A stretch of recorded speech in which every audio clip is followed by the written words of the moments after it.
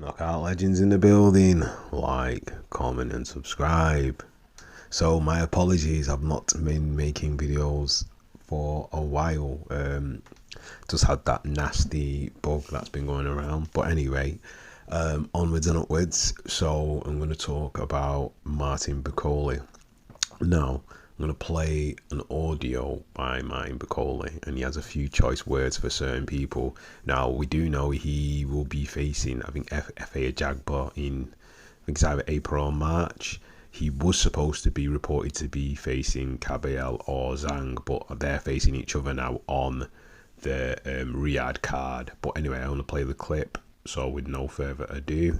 TV, delighted, and I'm very delighted to be joined by the big man, Martin Bakole. He's back in Scotland. That means one thing: he's ready to fight. How are you, Martin? I'm okay. Happy New Year first. It's the first time to meet you today in this 2025. I wish you a happy New Year, and so happy to see you again. I'm happy to see you as well, mate, because when I know you're in Scotland, that means I know something's big's happening. And yeah, let's just jump straight in the deep end. FA Ajagba, there was talk about Zhang, there was talk about Ajagba. Now I know you're probably thinking, why, come on, fight me, but you do have a tough fight. It seems, coming up maybe March, April time against FA Ajagba. Talk to me about this fight. Every fight is a tough fight. So I'm disappointed by this big Zhang and Kabayal. So I was supposed to fight big Zhang or Kabayal, but I was so surprised. I'm not surprised they're scared, and I'm surprised that they are fighting each other in a Riyadh season. So now I have a Ajagba on my table, so I'm focused on this. I'm just disappointed on the AJ come and talk shit like Ajagba is going to beat me. Big shame on him, because I call him even before Ajagba. I was not even thinking about Ajagba. Ajagba is number 7 in the IBF, and I'm number 1 in WBA. And now I lose my ranking because AJ was coming after me. I call him out. I call everyone out. Usyk and Tyson Fury, they was having a fight. AJ, before I accept Daniel Dubois fight, I call him out. And himself, he come and say in the video, we can fight in Africa. But now I'm disappointed by, he get knocked out by someone that I knocked out twice in the gym. He get knocked out like that. So imagine if it was me, I was going to knock him out in the first round. Now he's talking bullshit. He's talking about I don't know. Disgrace, man. Be careful. So from the clip there's a lot to unpack, and it's actually pretty juicy stuff. Now, Martin Bakole is one of those. He never was really outspoken, but since he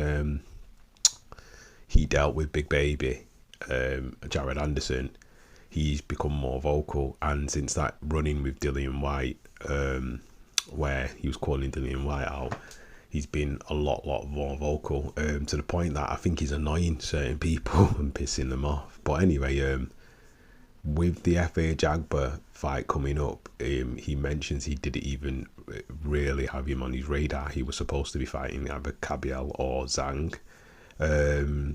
Obviously, they've decided to fight each other because it's probably a more lucrative fight to fight each other than fight Bakole, because it's a no-win scenario if they fight Bakole and they lose. So that actually makes sense. But anyway, the fact that now he's fighting FA Ajagba, but he said he called out Anthony Joshua, which I didn't know about, is very interesting. So Joshua's picked Ajagba, surprise, to beat Bakole.